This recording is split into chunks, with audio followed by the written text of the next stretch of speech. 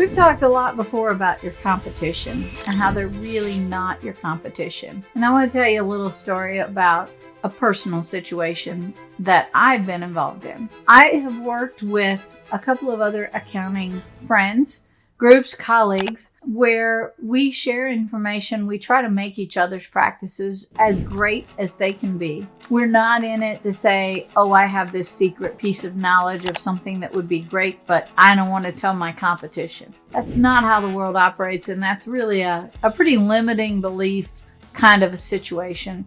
So I urge you to get past that. Look at your competition as your best buds, all right?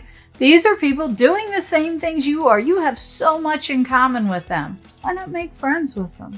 Join in. Both of you can do better together than you can do each individually separate. Now, one of our good friends that I have known for probably 25 years now is another couple. The wife is a CPA and the husband works in the practice as well and does sales and marketing. And we had a conversation the other day. We catch up every so often and see what's going on and any new finds that we have. And he said to me, I want to thank you. He said, we've been on the road traveling for 5 weeks straight now. They were on 3 back-to-back cruises and also spent a week in the Puerto Rico visiting their family. And he said, I have to thank you from the bottom of my heart because you told us many years ago that we should specialize in a particular industry niche and really dive deeply in rather than just spreading general knowledge around. And we did that,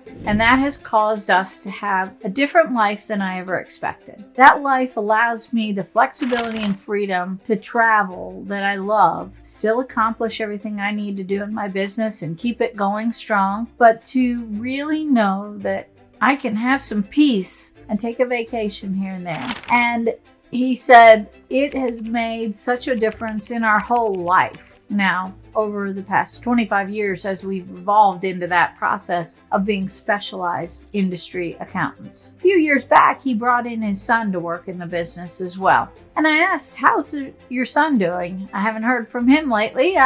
How are things going? And he said, well, I got to tell you, having a life is contagious. My son's wife has taken a job. She took a pay cut in her job because they said, we see the great life you and mom are having, and we want to travel like you do. So she took a different job that afforded her more flexibility in her schedule and her time. And they now do the same thing as their parents. They have figured out that they can also travel and have a good life. And it's amazing to think that in your 40s, you could have that kind of flexibility. But being an entrepreneur and operating a business and really learning to hone your skills and make that business work for you is the key to all of this.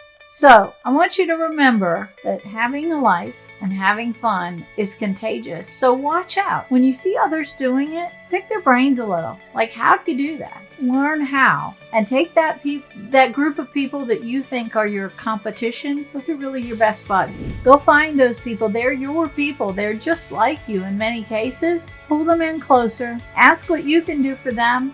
And they will in turn help you grow your business too. And it's a wonderful world when we can all work together to strive for a bigger picture goal and everybody succeeds. So have fun in life and let that contagiousness spread to all of your people around you in your circles.